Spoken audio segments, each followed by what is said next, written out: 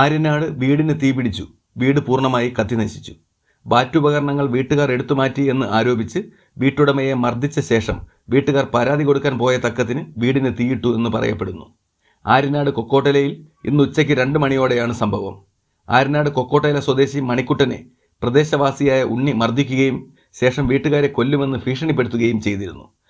കാട്ടക്കടയിലെയും കള്ളിക്കാട്ടിലെയും അഗ്നിരക്ഷാസേന 2 unit എത്തിയാണ് തീ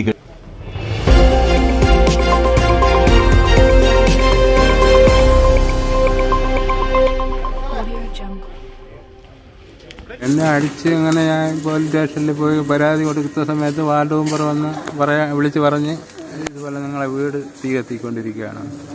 ഈ തീ വെച്ചത് ആരായിരുന്നു? തീ വെച്ച ഉണ്ണി എന്ന് പറയുന്നത്. സംഭവം പ്രത്യേകിച്ച് അങ്ങനെയൊന്നും ഇല്ല.